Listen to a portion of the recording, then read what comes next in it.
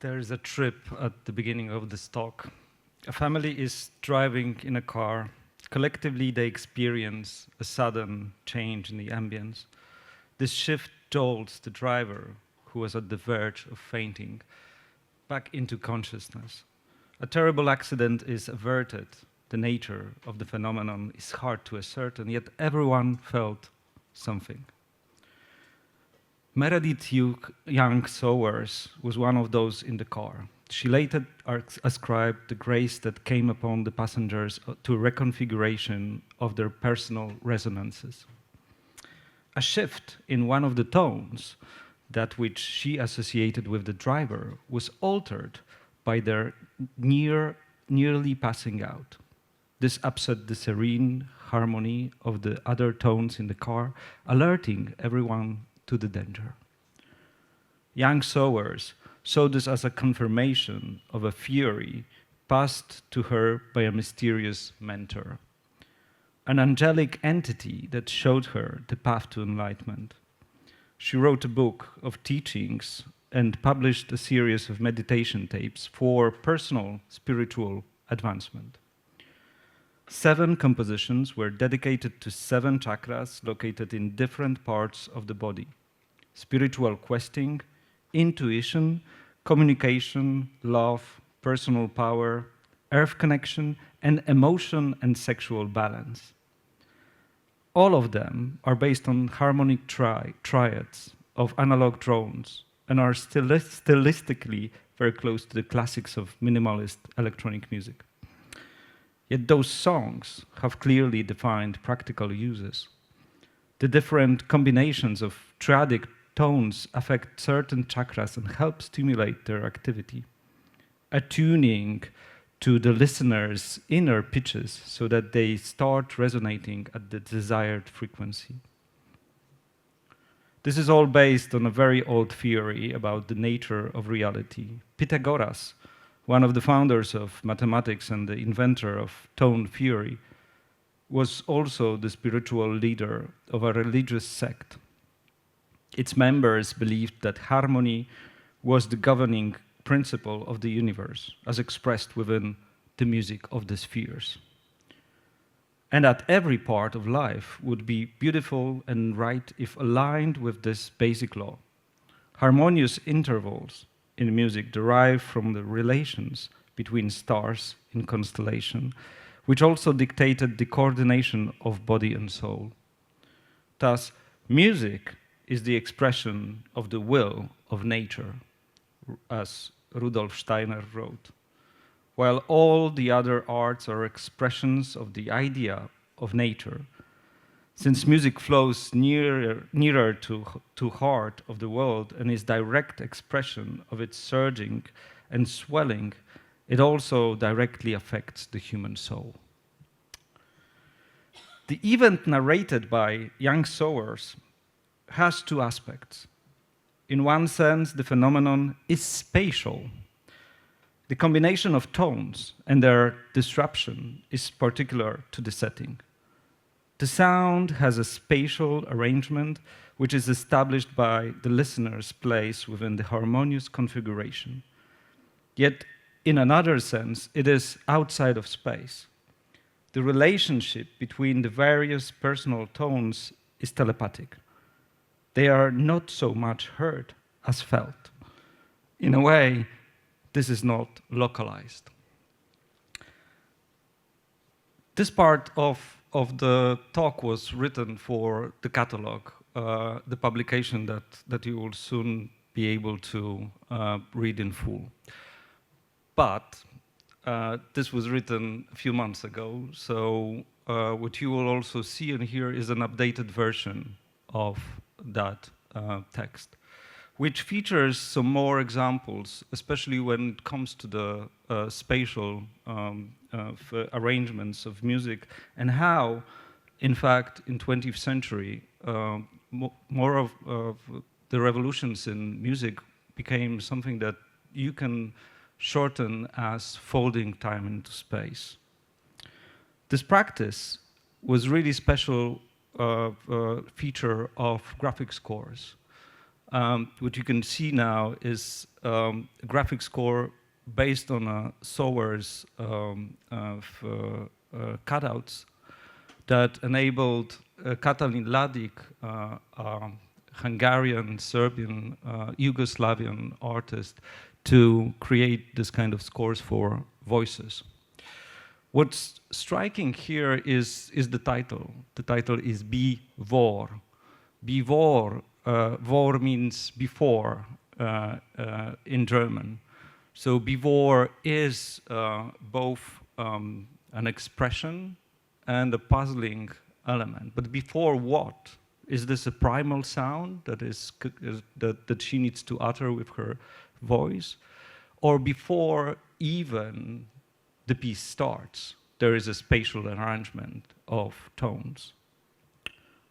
This is not a musical score, but it also folds time into space. This is based on a practice of Simone Forti of folding paper into objects that are folding both past and future. The more you see future, the less you see past, and the other way around. These are objects that are more examples of spiritual practices, but also they show how music affects our feeling of time. And some more classical graphic scores, like this map that was probably never performed as music, but the author is a composer, so the assumption is that this is meant to be performed. And the last one, Wacław Szpakowski, the classic of abstract art, who invented rhythmic lines as a spiritual practice.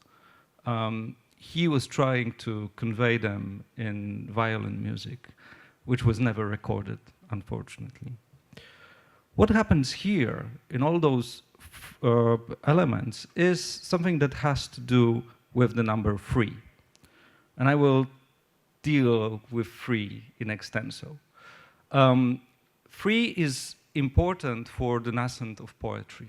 Anne Carson, American poet and translator of Sappho, noticed that for this Greek originator of lyric poetry, desire is formed by triangulation. You need to see the desired person in the eyes of somebody else in order for the spatial arrangement to become dynamic. Desire doesn't flow only between 2 points. There needs to be a lack, an empty space, a void that sucks in the desire in order for it to start working. A similar case is with Meredith Young-Sauer's. As you've heard, it's all about the triangulation of harmonics. The harmonic triads are what is moving the chakras in the person. But if we see this score by Anton Webern, then we might realize that there's another mathematics that's both hermetics and rational at the same time. This is a very small fragment of concerto for 9 instruments, which gives a very good example of how Webern constructs music.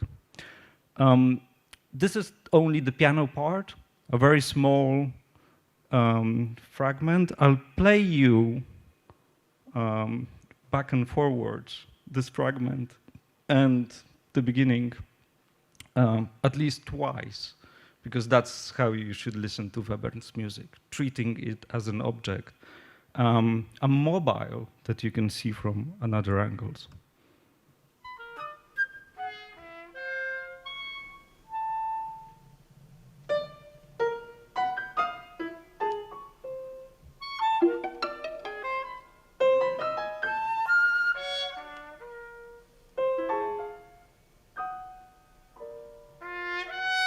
And again.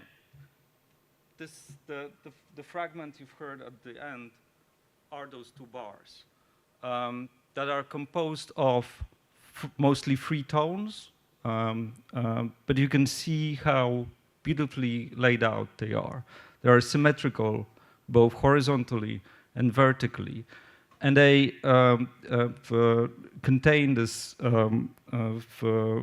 the whole idea of the piece in nascent. The piece is meant for 9 instruments, free times free, of course, and each instrument, in fact, really dwells on the activity, the relations between these tones. Let's listen to it again.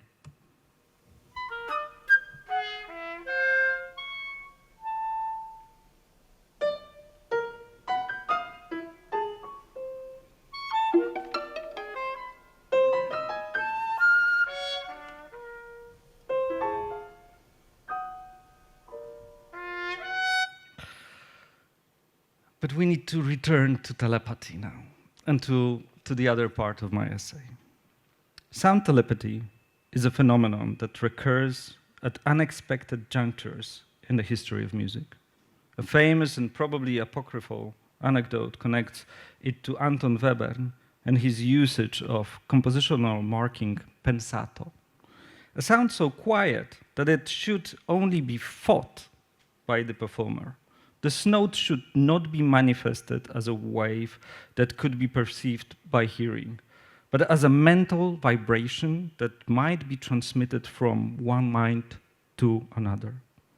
Webern, of course, rose to fame as the most compelling representative of the 12-tone method that challenged the harmonic system established by Pythagoras. Having given equal prominence to all tones in a scale, the composers working within this new world needed to establish a different set of rules. Webern worked with a very strict compositional structure based on mathematical logics. As a consequence, he continues to be regarded as an extreme rationalist, when in fact he was deeply enmeshed in new forms of spirituality rooted in the esoteric movement of theosophy. His work was deeply affected by the death of his mother, and he understood his music as a tool for spiritual advancement towards a new reality. In a 1910 letter to his teacher and friend Arnold Schoenberg, he explained the true meaning of the 12-tone method and the liberation of tones. In the harmony Schoenberg developed, the relationship to a key note became unnecessary. This meant the end of something that had been the basis of musical thinking from the days of Bach to our time. Major and minor disappeared. Schoenberg expresses this in an analogy. Double gender has given rise to higher race. If there is development, then it can be only this. Out of the animal man, a living being gradually grows that comes to realize that it does not need life on this earth. This human being disappears again, the physical one. And this is the end of the quote. Music has a goal in humanity's development, not towards a higher race of men, but so that we might transcend such things as race, species, and gender entirely. As the closest form of art to nature, Rudolf Steiner thought of music as a laboratory for the reconciliation of opposite forces that would bring balance to the universe, the marriage of heaven and hell. So it might be argued that, rather than overthrowing it, Webern was in fact returning to the first principles of the theory of harmony. As the traditional method of organizing consonances reflected the model based on the eternal order of divine bodies, so founding a new set of arrangements would inaugurate a new world. Webern was obsessed with the genderless angels that he saw in the poetry of Rainer Maria Rilke, and especially in Honoré de Balzac's Seraphita. Inspired by Emanuel Swedenborg, the novel focuses on a man and a woman in love with a titular heroine, a perfect androgyne who appears to be first as a woman and to the second as a man. Balzac ends with a vision of their assumption into heaven, which features a number of musical metaphors that might serve as a key to unlock Webern's tightly organized form. And I quote, "Each world possesses a center to which converged all points of its circumference. These worlds were themselves the points which moved towards the center of their system. Each system had its center in great celestial regions that communicated with the flaming and quantless motor of all that is. Thus, from the greatest to the smallest of the worlds, and from the smallest of the worlds to the smallest portion of the beings who compose it, all was individual and all was nevertheless one and indivisible." End of the quote. Balzac shows us constellations of worlds, each operating in accordance to their own parameters. This strategy was used by Webern to form his compositions. They are finely constructed mechanisms that model new worlds with unearthly rules. Their brevity and compression also suggests a way out of the terror of temporality. Ideal for the age of recordings, they only reveal their intricate structures on repeated listening. The experience of them thus unfolds in time, but is no straightforwardly linear or narrative. As pieces of music, they might be compared to mobile sculptures, experienced in time, yet atemporal in essence. Like that of Piet Mondrian, the spiritual journey of Anton Webern works towards an amalgamation of the irrational and rational. To some scholars, placing the work of Yang-Saoer beside that of Webern will seem like sacrilege. The latter's work is the foundation stone of the serialist tradition associated with the most profound achievements expression of high modernism. The former resembles the accidental encroachment of a New Age traveler through the astral plane into the field of reductive drone music.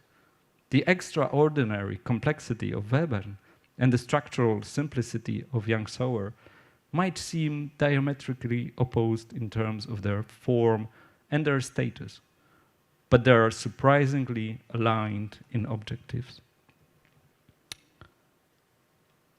Let's listen to Communication, the third part of the spiritual exercises of Yang-Saoer. As you can see, communication might help express things and feelings. I will need to say how sorry I am to cut short pieces of music, but it's impossible for you to experience them in full upon this trip.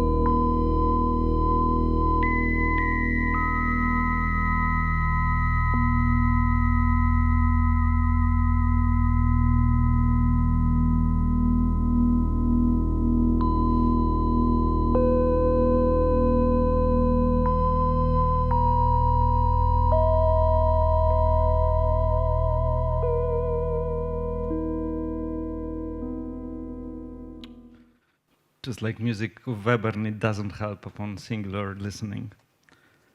But the connection between consciousness and resonance that they both were exploring leads us to another composer whose work bridges New Age spiritualism with the traditions of classical composition.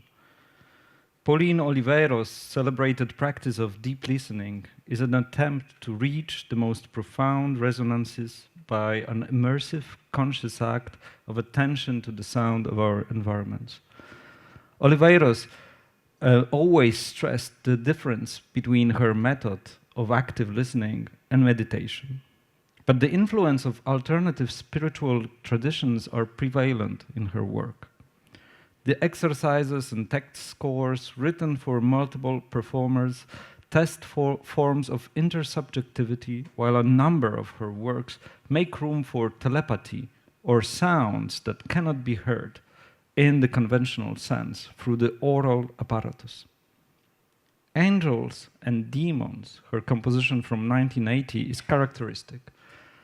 It's a text score, and I will read it in full. The image you see on the screen is unconnected with angels and demons, but it also touches towards her predilection towards the number 3. And here is the score. Angels represent the collective guardian spirits of the meditation. Demons represent the individual spirits of creative genius. Angels make steady, even, breath-long tones which blend as perfectly as possible with the steady, even, breath-long tones made by other angels. Demons listen inwardly until sounds are heard from their own inner spirits. Any sound that has been heard inwardly first may be made.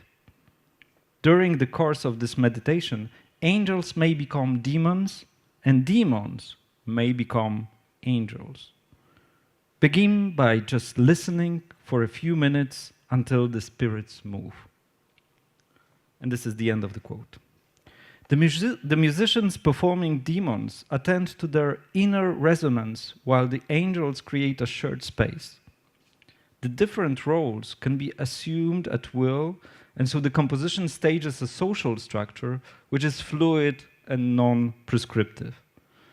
A life fulfilled at one moment by the expression of inner spirits can in next return to creating a space in which other geniuses can articulate their individuality.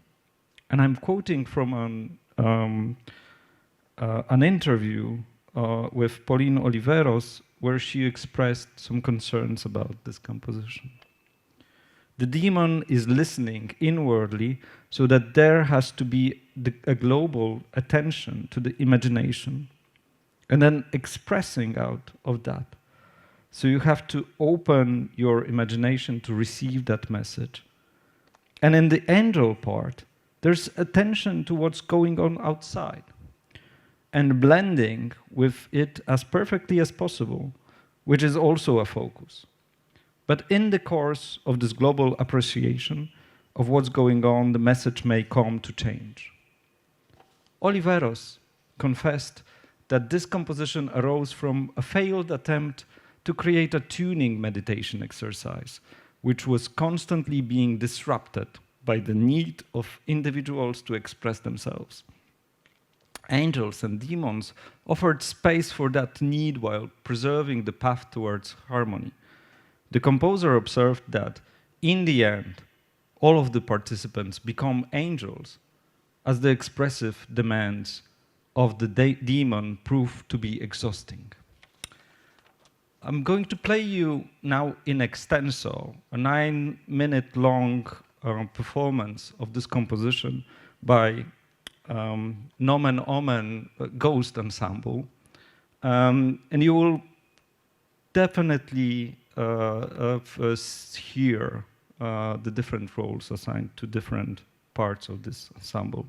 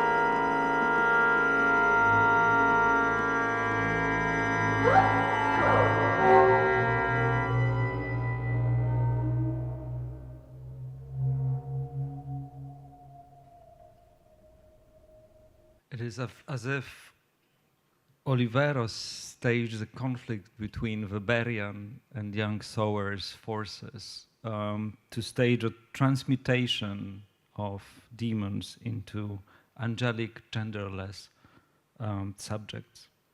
Improvisation and self-expression, which manifest the body in time, are introduced only so that the demons can come to understand that their destiny is to join the angels in creating an ahistorical realm of spiritual perfection.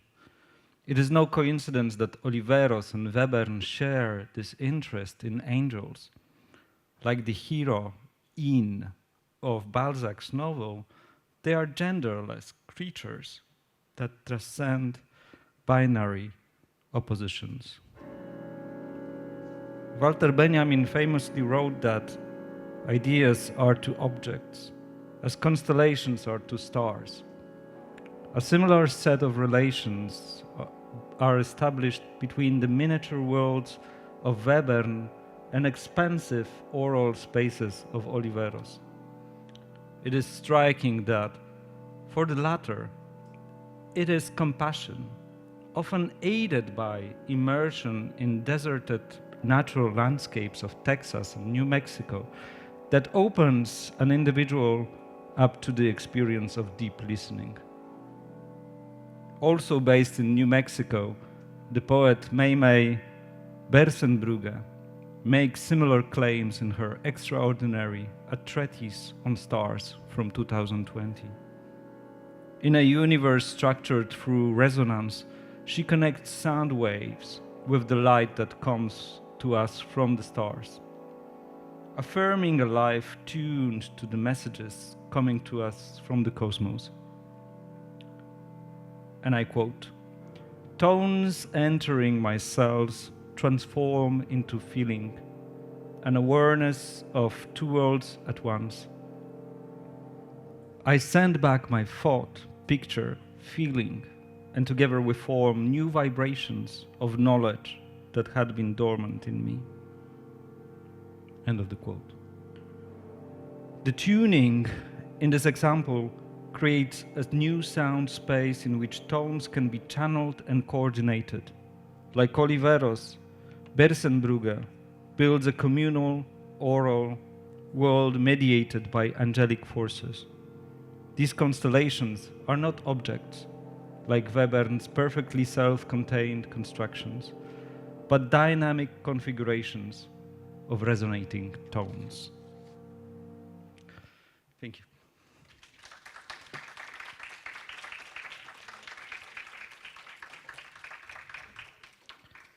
If anyone has questions, I'm happy to answer. There are interpreters who can also translate questions in languages that I don't know.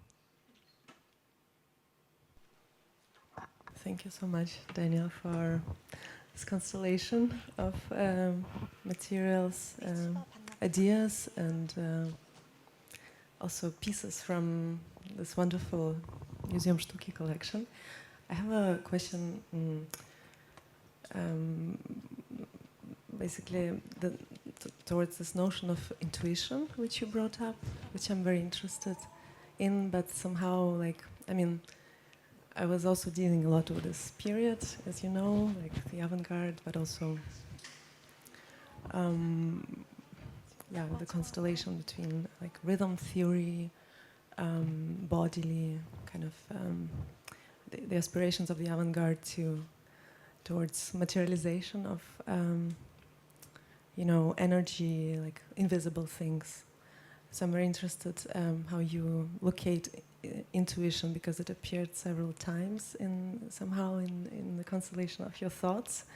Could you maybe locate it maybe once again, and how it also relates maybe to the notion of constellation? Thank you. Well, I would use the example of Oliveiros to really focus on how she basically structured her work in between classical trained music and improvisation. Improvisation also as meditation, as spiritual practice, as an exercise in openness towards the outside. Intuition works especially well in her pieces because she was always open to the constellation of subjects that create a piece, that work together, that need to this kind of understanding that's not only mediated through sounds and vibrations themselves, but need to establish different channels of communication that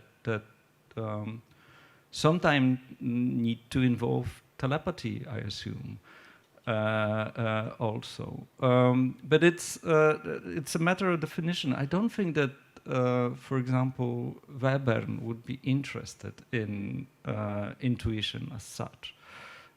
This was calculated. There was no room for a feeling that comes in and overpowers you and turns you into this machine that is being dictated to, that's using external drives to create. So these people definitely had different ideas of how intuition works. There's no one key, and also there's no one key how to unlock the creative power of intuition. But especially for Oliveros, the improvisation is the key element, and collectivity as such. Thank you. Thank you.